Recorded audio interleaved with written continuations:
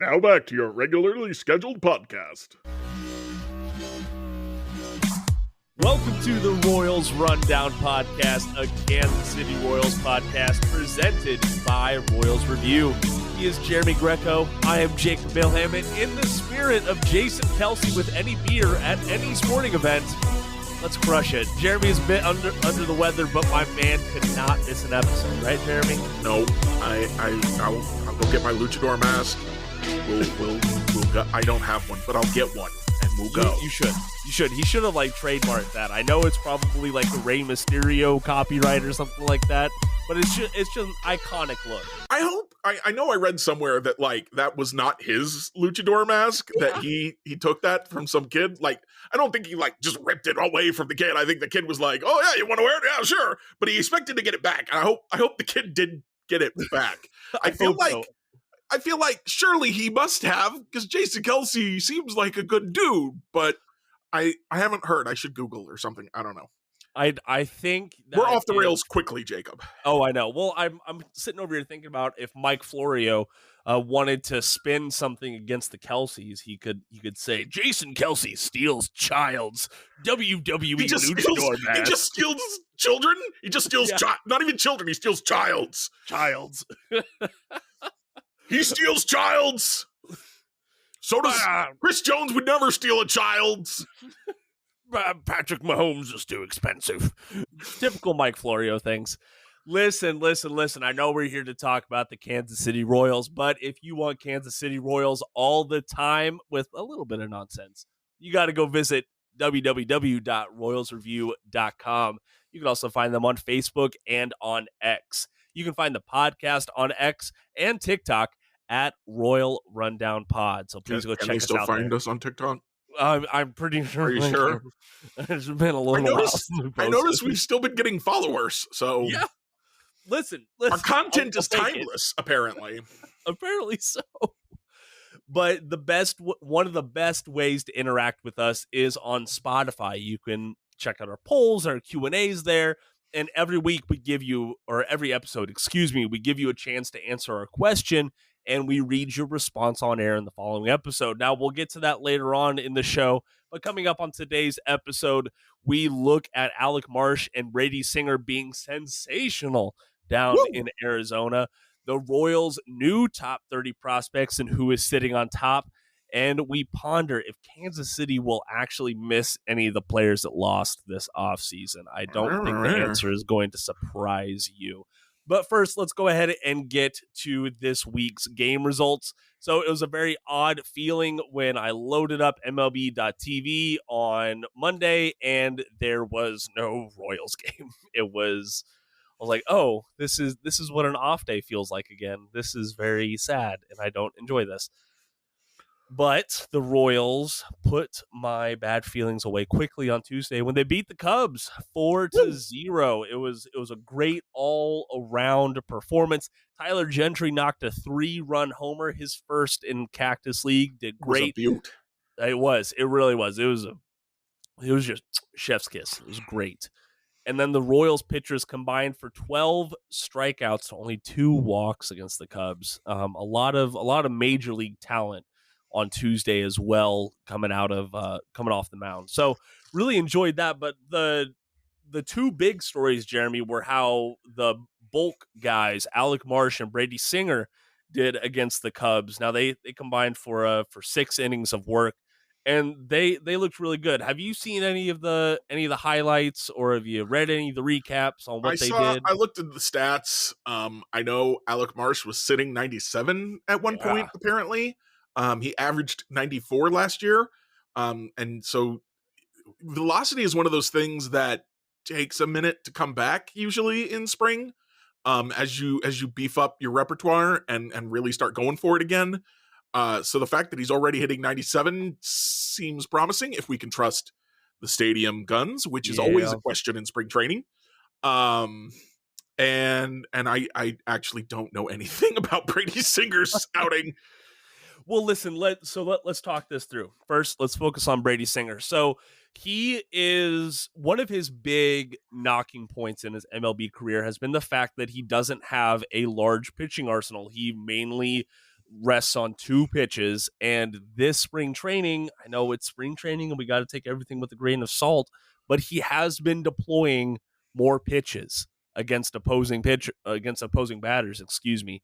The big one has been like a proper 4-seam fastball, something he hasn't thrown in a couple of years. Even And though he's MLB The Show 23 said he did. And I oh was like, yeah, what are you talking about, MLB The Show 23? You are incorrect. nah, I don't think that's it.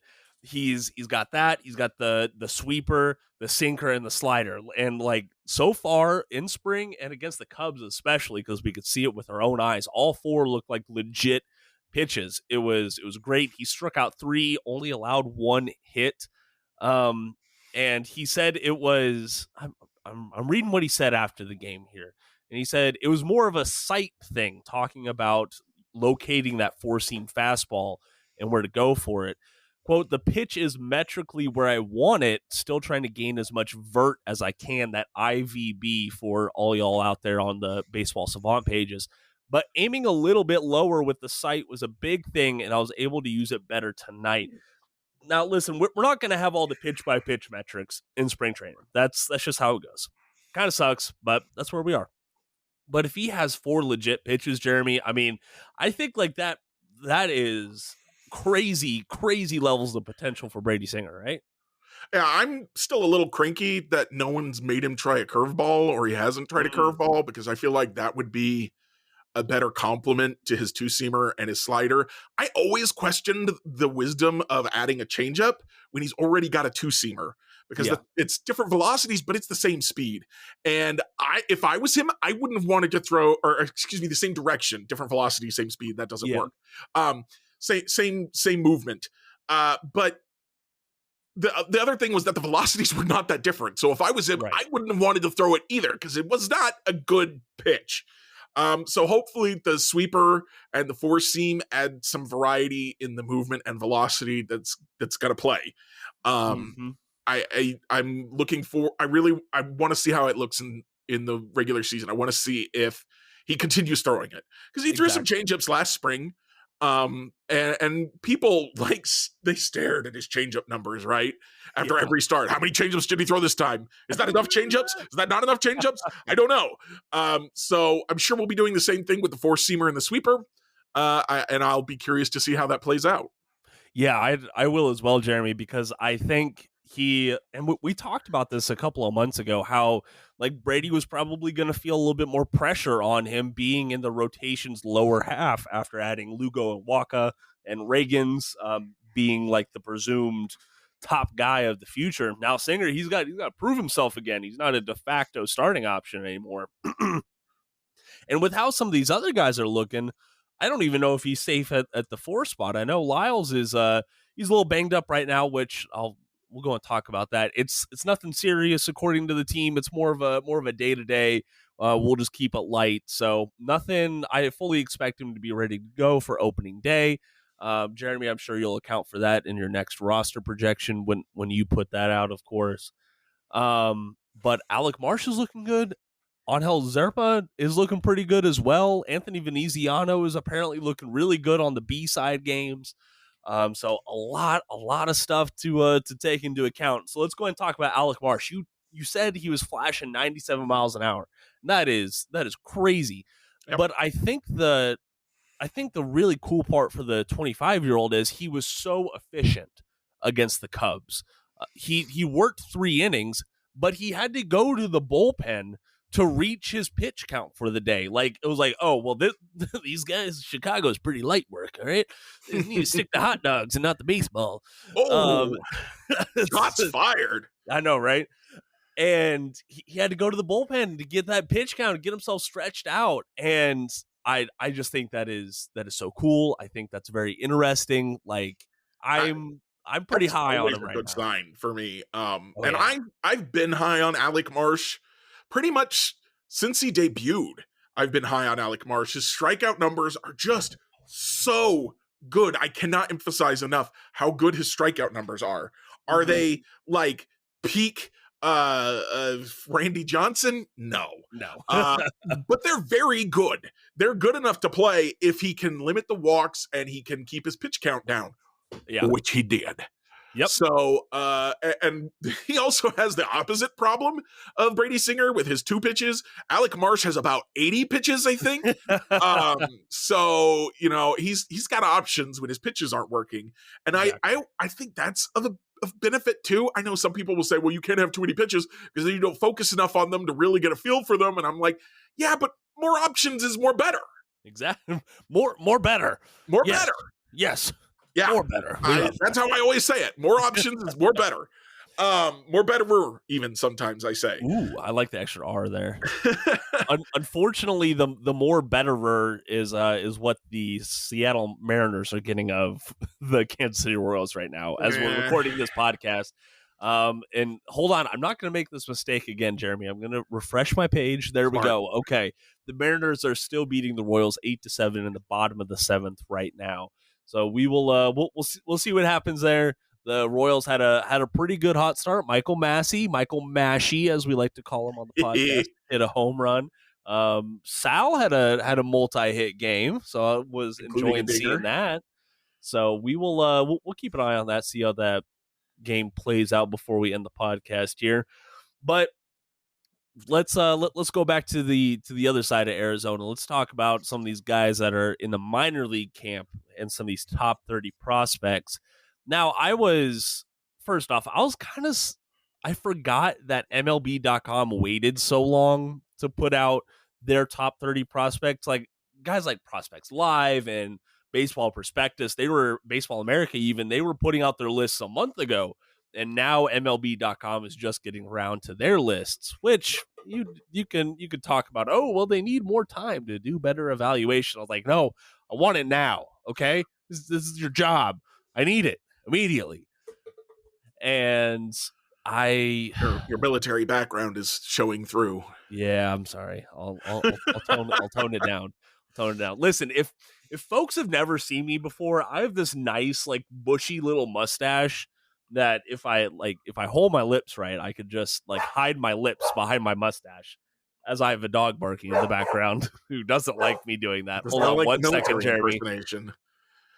Yeah, so I'll continue describing you. You've also got, to me, I would describe you as like a fresh-faced kind of recruit who's grown a mustache, who's actually good at growing a mustache despite your youth, and you're trying to make everyone think you're older than you are. But you're going to have to do some extra laps because you're going to piss off the sergeant or whoever. I don't actually know anything about the military. Why are you looking at me like that? I'll just love watching you squirm a little bit there. But no, so let's get back to the top 30 prospects list because it is. Oh yeah, we were talking about baseball. Yeah, we were. Which there's some good and some bad to be taken away from this. So first off, one of the good things, as MLB Pipeline pointed out, 23 of the top 30 prospects are Kansas City's own draft picks, which I get it. It's easy to rag on the Royals and their inability to draft and develop at times in recent years. But that is something, at least, that you have that much talent through the draft, albeit in a very weak farm system. All I got to say is that everybody gets 30. Everyone gets 30. No, so just because 23 of the 30 are Royals draftees or signees doesn't necessarily mean anything for me, but I know other people who are a lot smarter about prospects have said that the system doesn't have a lot of top-end talent, but it has a lot of mid-tier talent, which could pay off in the long run, especially if one of them breaks out. Exactly. And to no surprise, MLB's number 94 overall prospect, Blake Mitchell, is the Royals' top prospect heading into 2023. The top 5 was rounded out by Nick Lofton, who made his MLB debut last season. Third baseman Caden Wallace, who we have seen a lot in Major League Camp this year. And then pitchers Ben Kudrna and Frank Mazzucato. And listen, man, it is what it is. That's not a huge shakeup from where it was to close out 2023. Tyler Gentry actually fell. He fell from 8th to 10th. Yeah, the national prospect guys do not like Tyler Gentry, and I'm not sure why. The local guys Love think him. he's a beast. Yeah. So there is a huge disconnect there, and fingers crossed that the local guys know what they're talking about. Hopefully so. Hopefully so. Some other names to know here. Let's see. Blake Wolters he's a 19-year-old, not going to make his debut for a while, but the pitcher is currently at number 7. Gavin Cross fell down to number 8 after being the top prospect to open the 2023 season. Newcomers, Yandel Ricardo is a 17-year-old shortstop who is at number 9, so that might be interesting. Also, I love him. I'm a personal fan of Javier Vaz. He got his second, Cactus League hit in his first stolen base against the Cubs last night. So I love that. And then also a very quote unquote polarizing prospect in the prospect circles is catcher Ramon Ramirez. A couple of outlets out there had him as the top Royals prospect in the system, and MLB.com put him at number 15. So that's nothing to be too upset about there, but he's a big riser. You might want to keep an eye on him. Jeremy, as you're looking over this list, I know you usually are late to the prospect game, and that is okay. You're not riding the hype train for 4 or 5 years for some of these guys. Is there anyone who's standing out to you? Blake Mitchell. Yeah. I feel like he is put in the top 100 and leading the Royals for the MLB stuff solely because he was drafted so high. Nothing about his production says that he should be that high right now. A lot of other prospect people, including national and local outlets, don't have him that high. MLB is the only one that seems to be really high on him. Yeah. So, and I don't know who compiles these lists for MLB. I don't know if Annie Rogers has anything to do with that, or if the team is like, listen, you got to give our guys some love so that we don't look like we're stupid. Fair. Maybe. But I don't know. I have no evidence that that's happening. So, don't take that as like, oh no, there's something. Don't. I'm just saying, I don't know. It could. Tinfoil hats, right? What'd you say? Tinfoil hats. Oh, yes. It's mine's gathering dust in the background. It's been a while since I've popped that on. Oh yeah. You should back there. You should wear that. It protects you from the Royals. Vote for our stadium raise. If y'all are keeping track of the stadium stuff, you're gonna want to stick around for Jeremy's review. I will say that this evening. Last point for me on this prospects list.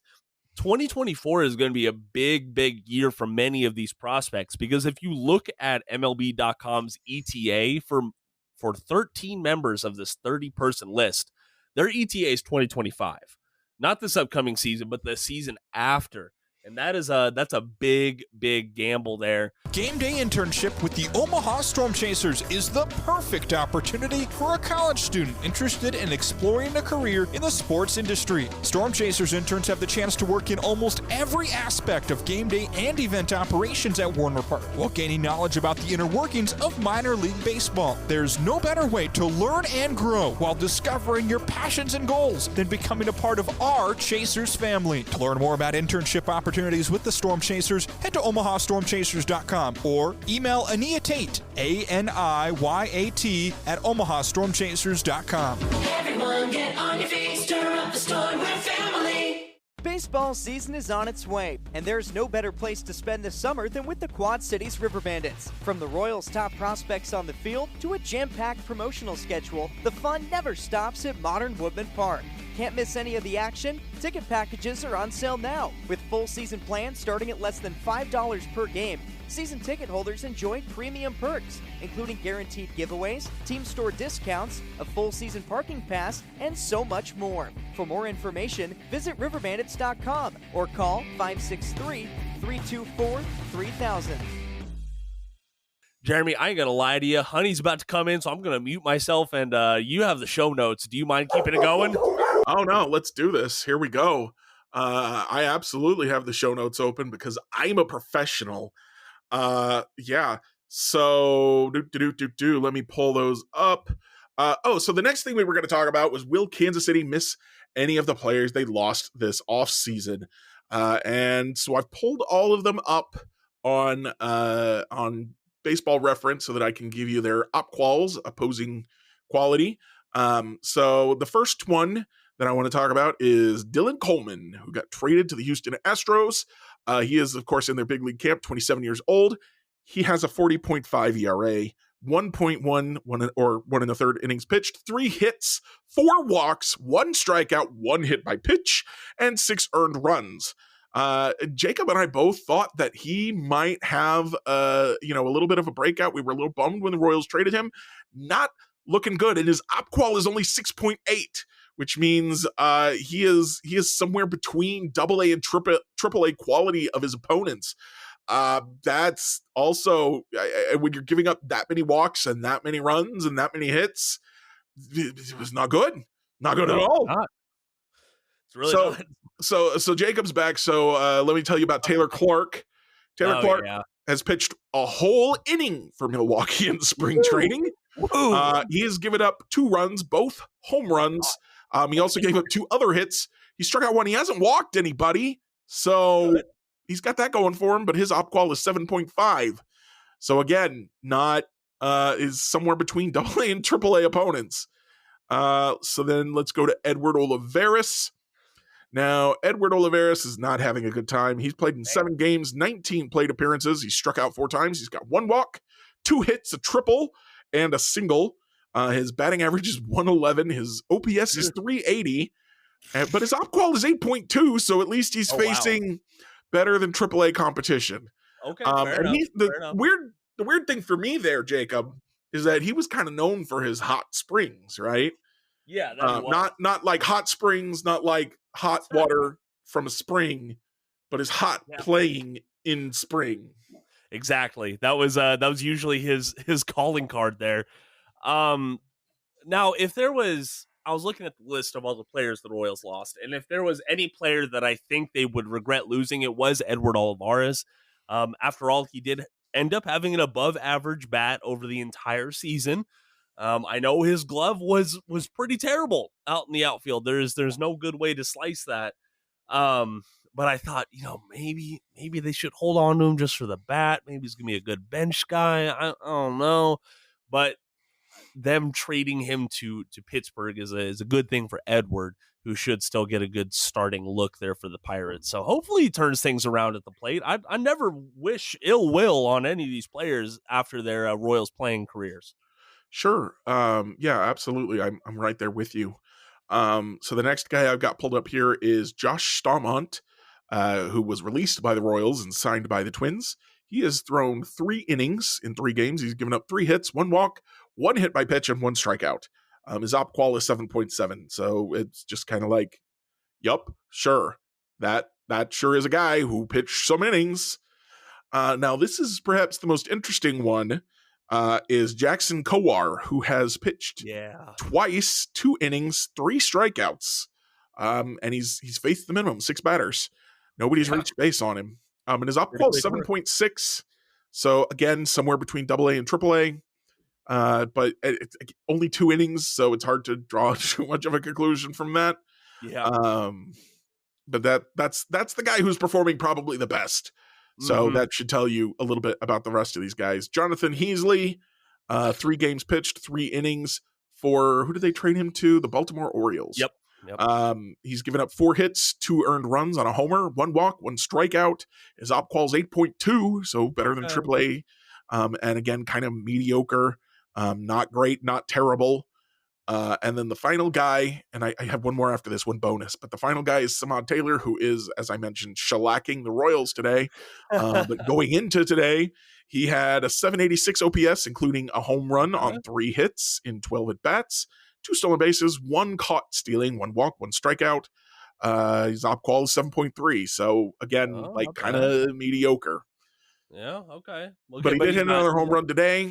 Against the Royals. Had another RBI hit as well. Let's see if I can look at his.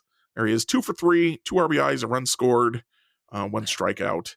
I'm curious if he's going to make their opening day roster. It'll be interesting. Yeah, I think I don't know enough about their team. And my bonus that I got for you, since I bring him up all the time, is Richard Lovelady, who did not Oh, make the team yeah. last year. He left the team 2 years ago. He is currently pitching for the Cubs. He has 3 2/3 innings pitched. He's given up 5 hits, 5 earned runs on 2 homers with 2 walks, 4 strikeouts. His op-qual is 5.9.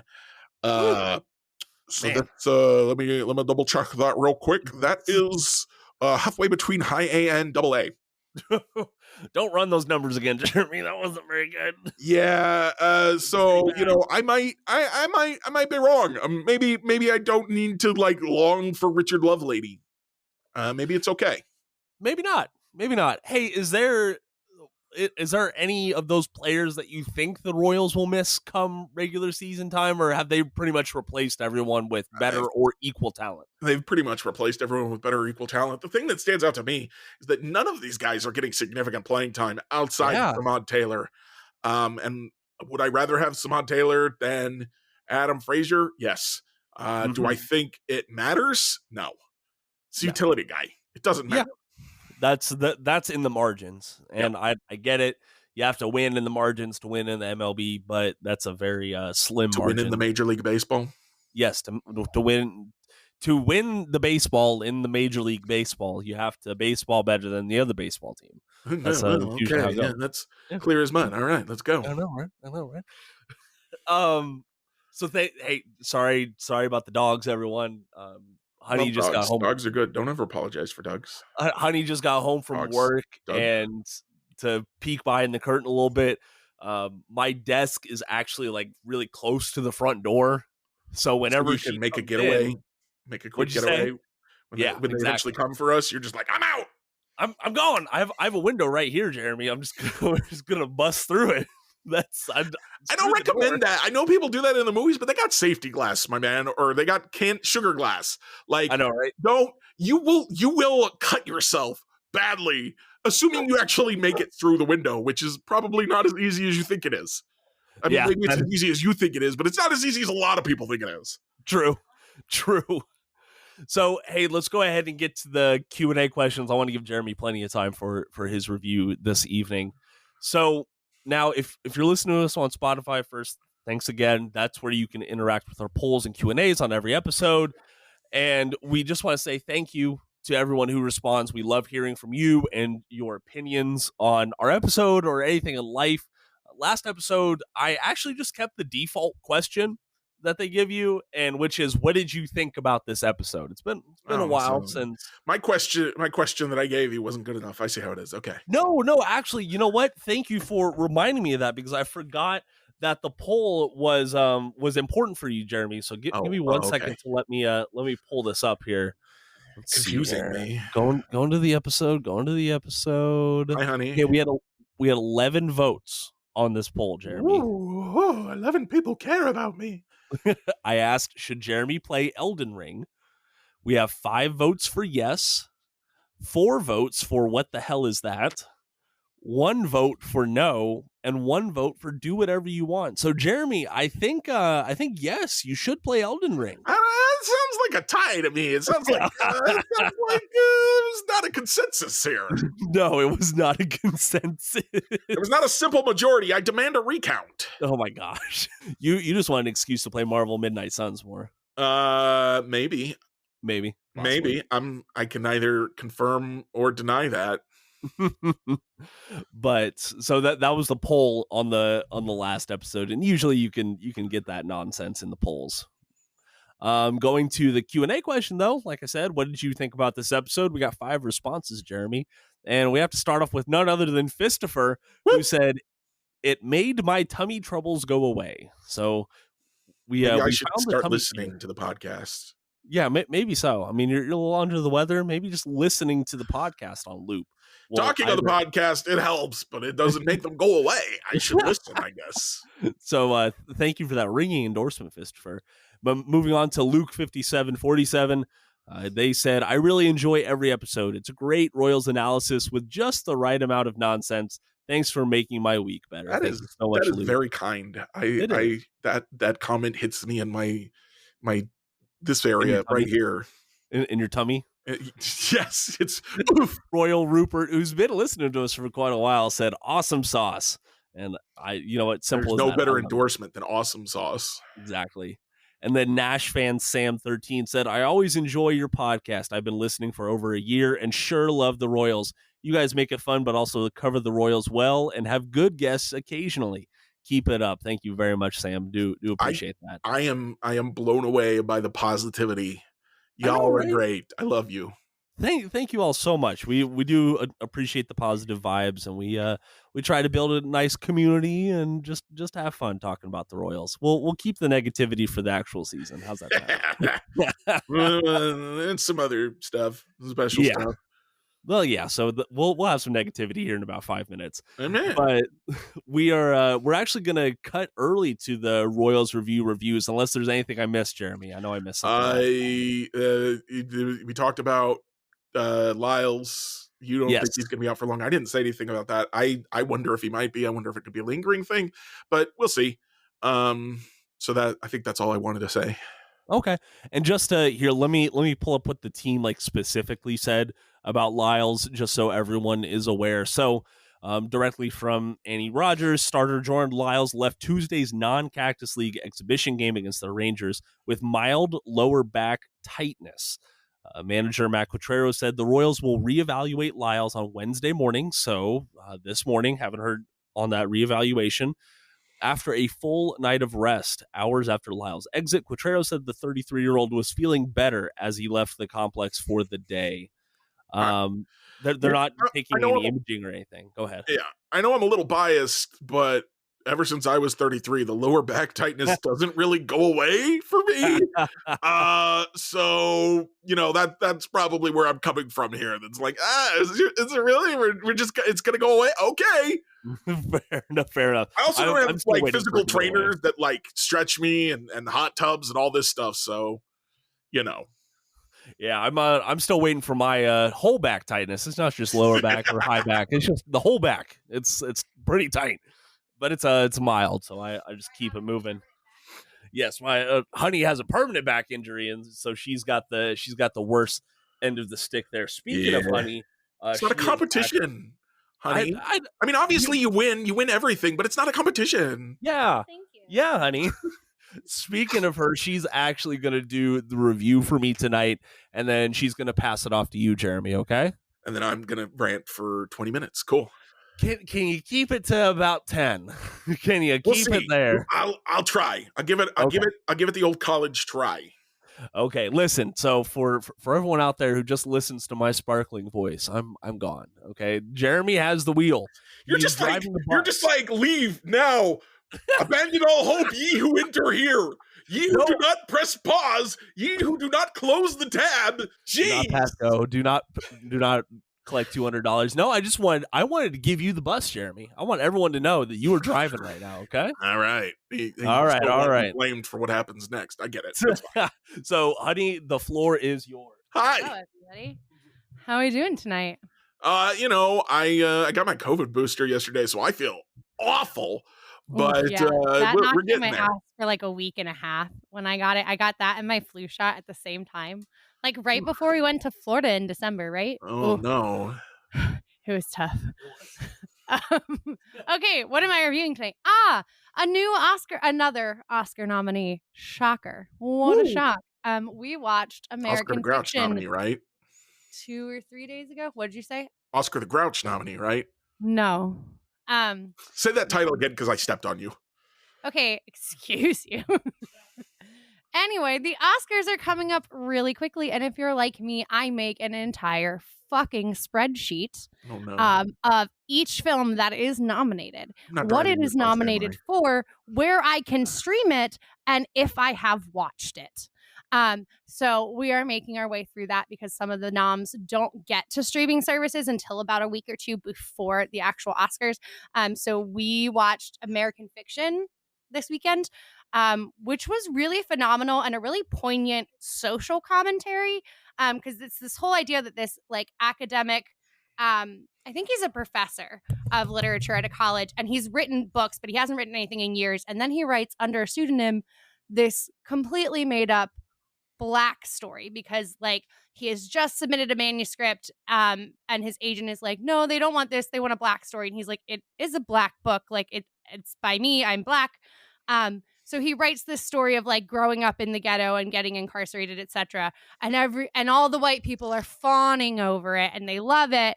And he's like on a committee to judge a literary award, and everyone's like fawning over this. And he's like, no, like it's pandering, and nobody knows that he's written it because he writes it under a pseudonym.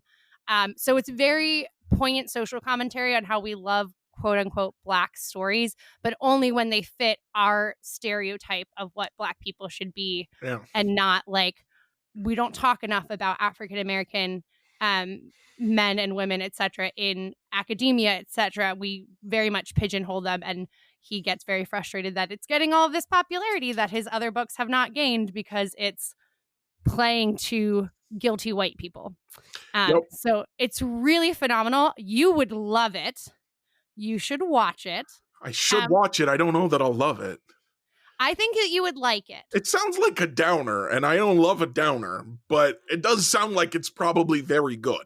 I'll give you that. It's very good. It did have comedic elements, so it was funny. But it was a very nice social commentary. I liked it a lot. What else? I'm trying to think. Well, while you're thinking, I just want to throw out there, I have a buddy, an El Salvadoran buddy, who gets so angry. For example, when the Disney movie Encanto came out, people were like, oh, you gotta love this movie, right? And he's like, I'm not Colombian.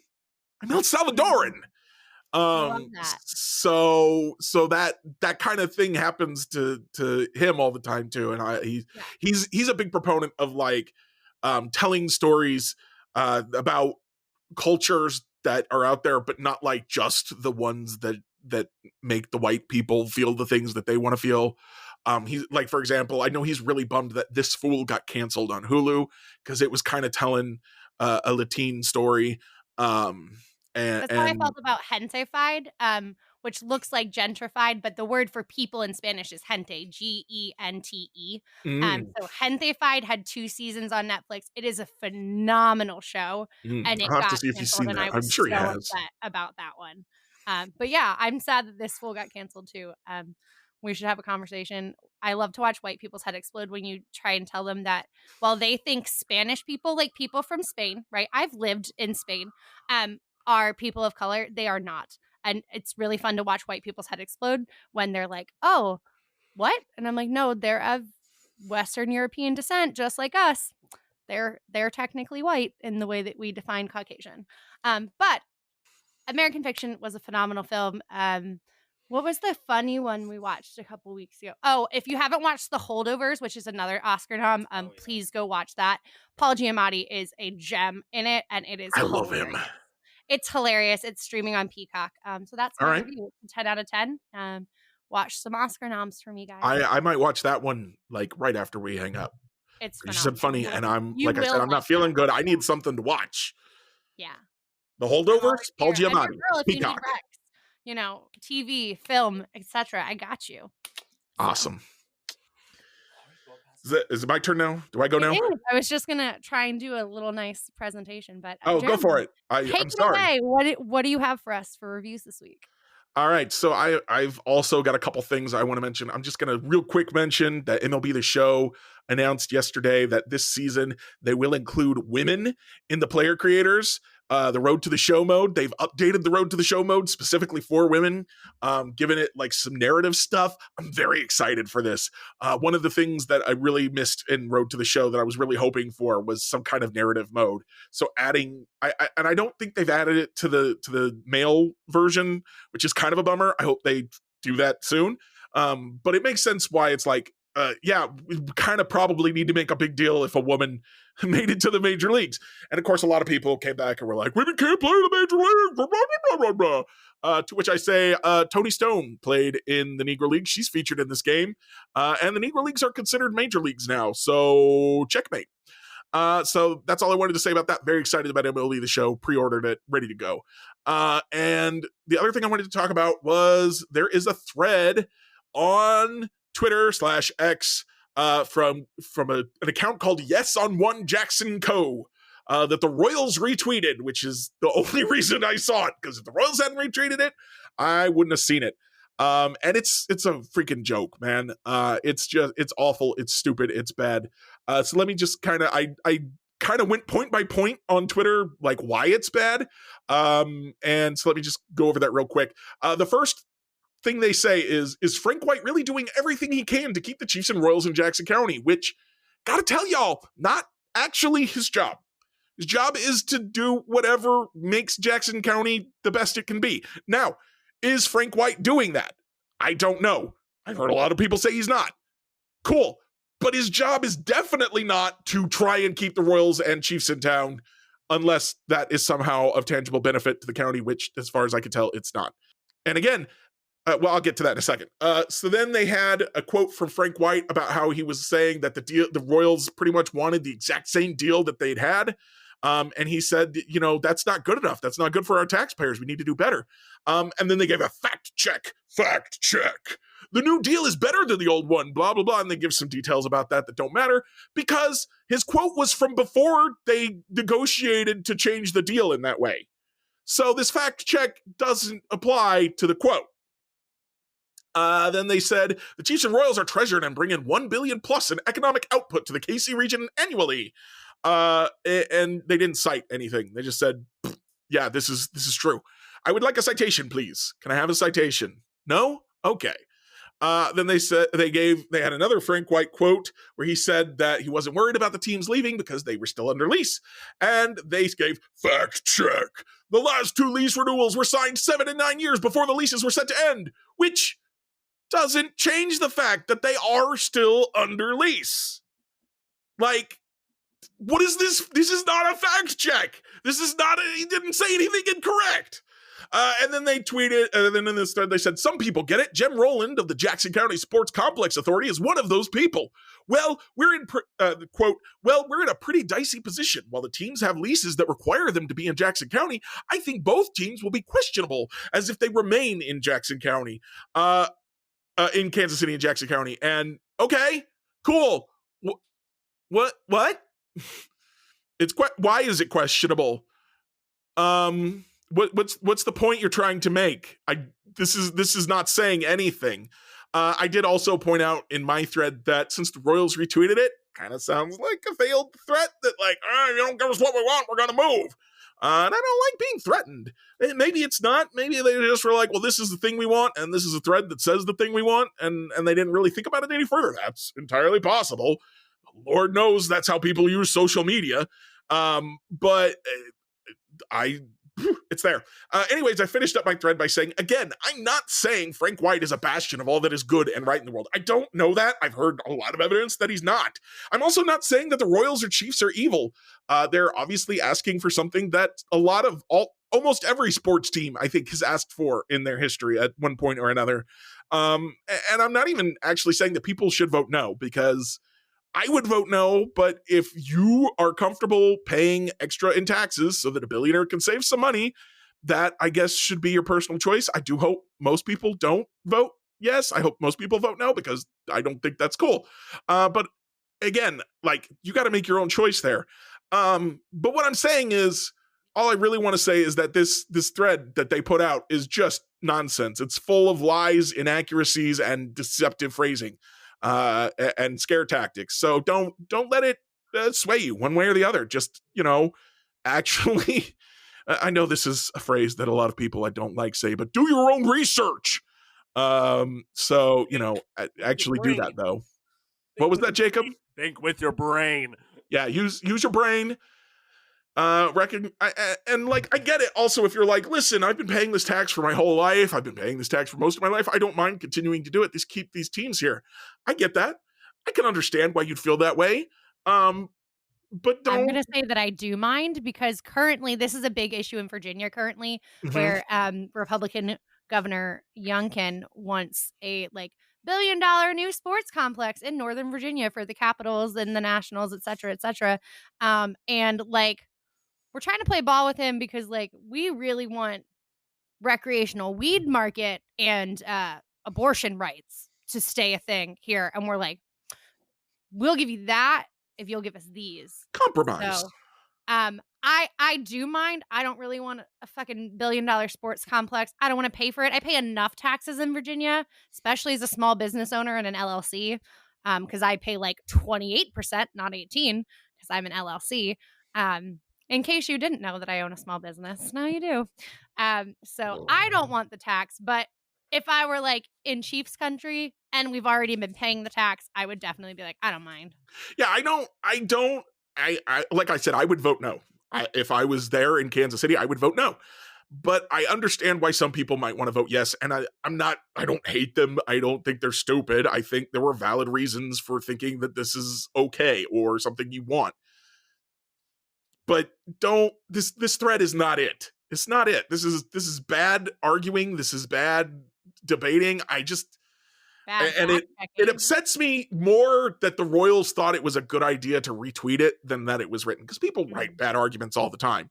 But the Royals like amplified this in a way that's like, this is deceptive and bad, and you shouldn't have done that.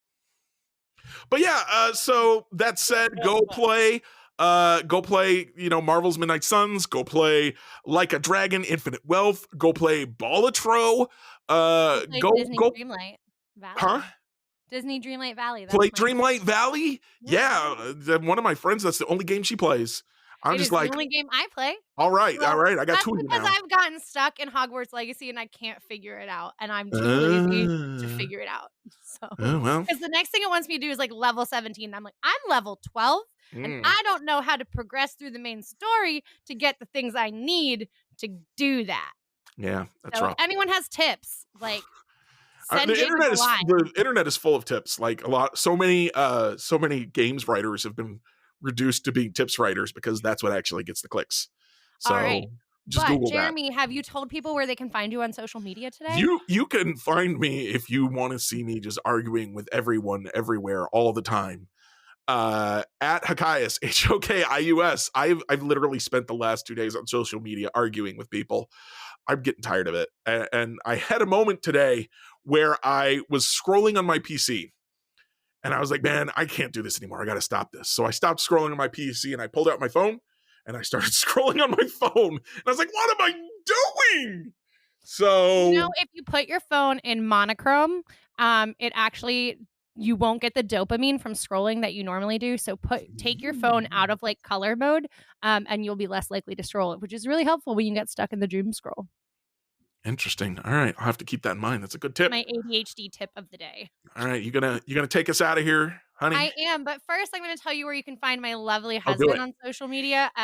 You can find him on Instagram at Jacob Milham Sports, on Twitter or X. That's what I thought. At Jacob Milham KC. Are you on Threads under that name as well? No, Jacob Milham Sports on Threads. That's it for today's episode. Please be sure to drop a 5-star review or subscribe wherever you're listening. It really helps out the podcast. Make sure you check out Royals Review for news, analysis, and commentary you need for all things Royal from my husband, Jacob, and the lovely Jeremy Greco. Thank you, listeners, for supporting them. If you ever question, or if you ever have a question or something that you want them to cover, hit them up on X. Until next time, go Royals, or fact check.